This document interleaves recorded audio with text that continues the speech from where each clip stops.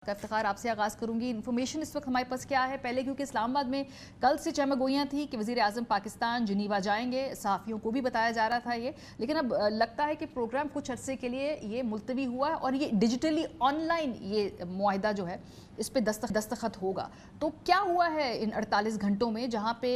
Geneva जाने से लेकर फ़िलहाल ऑनलाइन इस मुआहिदे पर साइन करने तक बात आई है? जी मारिया, पहले तो ये बताना ज़रूरी है कि अब तक जो सिचुएशन है उसमें जो एडवांसेस हैं वो हुए क्या हैं। और आपने सही फरमाया कि अब जेनेवा का जो पोर्शन है वो ये समझा जा रहा था कि शायद एग्रीमेंट भी वहाँ पर होगा, लेकिन जो आपने G7 ममालिक का जो है जिक्र किया और उस मीटिंग के बाद का जो एक मोमेंटम है उसमें ऑब्वियसली जो मुआहिदा MOU होगा वो G7 ममालिक के सामने भी रखा जाएगा, क्योंकि उसमें सिक्योरिटी और गारंटीज के प्लेजेस हैं। अब ये आइडिया सामने आया गया है कि ये memorandum of understanding initial phases में वर्चुअली होगा, यानी एक दूसरे के सामने बैठकर जो है ये बात नहीं होगी। लेकिन उसमें एक चीज़ इंपॉर्टेंट है,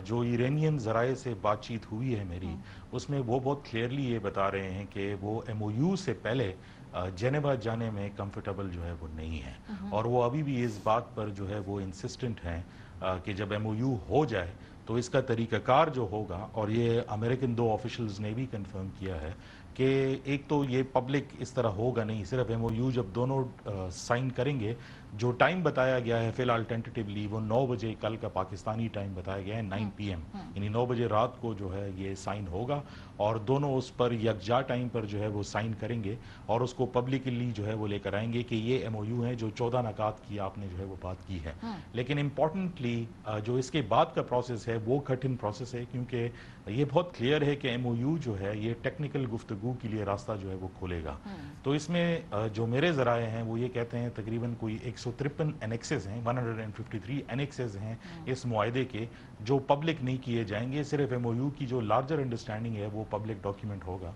और उसके बाद जो है वो ये समझते हैं, ईरानियों की तरफ से डिमांड है कि ये बातचीत का जो आगाज़ होगा ये इस्लामाबाद के अंदर होगा। They are still not comfortable in going to Geneva. So obviously Pakistan का रोल तो उसमें बढ़ता हुआ ही नजर आता है। दूसरी तरफ जो मुआहिदे की आपने बात की और रॉयटर्स की खबर का भी जिक्र किया, वो ऑब्वियसली जो कालीबाफ साहब हैं उन्होंने जो है लोकल मीडिया से ईरान में जो है वो बात की, और उसमें उन्होंने ये कहा कि कल जो है ये पॉसिबिलिटी नहीं है। लेकिन उसके बरक्स अगर आप देखें, जो हमारे डेप्यूटी प्राइम मिनिस्टर हैं,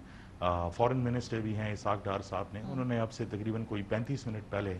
सऊदी अरब में अपने हम मनसब से जो है वो बात की, और ये बात उनको बताई है ऑफिशियली, फॉरेन ऑफिस का हैंड आउट है कि कल ही जो है ये सेरेमनी होगी। तो ऑब्वियसली मिक्स्ड किस्म की इंफॉर्मेशन आ रही हैं और ये फ्लक्स में है, लेकिन एक बात तो बहुत क्लियर है कि एक लार्जर अंडरस्टैंडिंग को हम पहुंच चुके हैं, और बातचीत का जो अगला दौर होगा एक्सपेक्टेड यही है कि जेनेवा के बजाय अब ये इस्लामाबाद में ही होगा। अच्छा, वेरी इंटरेस्ट इफ्तिखार, इस वक्त अगर टेम्परेरली स्ट्रेट ऑफ हॉर्मुज़ खुल भी जाती है, लेकिन ये लॉन्ग टर्म सोल्यूशन नहीं है, उसके कंट्रोल और उसके के ऊपर फिर भी प्रिंसिपली एक लार्जर कंसेंसस है, चाहे वो चीन हो या बाकी आलमी ताकतें हों, तो क्या वो सेटल होता दिखाई दे रहा है, या अभी जो भी होगा वो एक टेम्पररी सूरत हाल होगी, एक स्टॉप गैप अरेंजमेंट होगा? भैया, ये एक इंटरेस्टिंग पॉइंट है कि स्ट्रेट ऑफ हॉर्मुज़ का फ्यूचर क्या है। एक तो एक पॉइंट जो है वो क्लैरिफाई करना चाहिए कि जब ये कॉल हुई और ये सारी बातें डिसाइड की गई कि अब MOU की तरफ जा रहे हैं, तो आज जो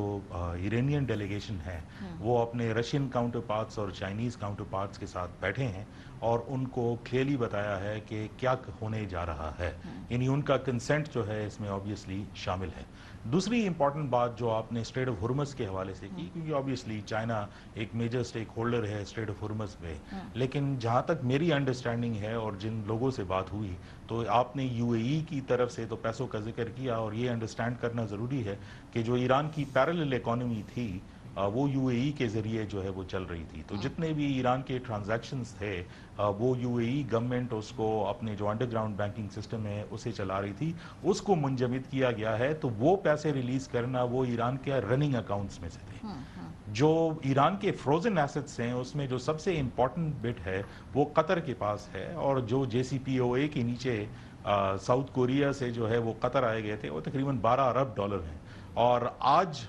कतर से जो खबरें आ रही हैं और जो उधर का लोकल मीडिया भी है और इंटरनेशनल मीडिया, तो जो कतरी डेलीगेशन गया था वो इसीलिए गया था कि वो 12 अरब डॉलर इनिशियल स्टेज में जो है वो अनफ्रीज किए जाएं, क्योंकि वो पिछले एग्रीमेंट के हिस्सा हैं। तो अगर ट्रस्ट बिल्डिंग मेजर्स के तौर पर इसको आगे लेकर जाना है तो वो इमीडिएटली अनफ्रीज करने पड़ेंगे। तो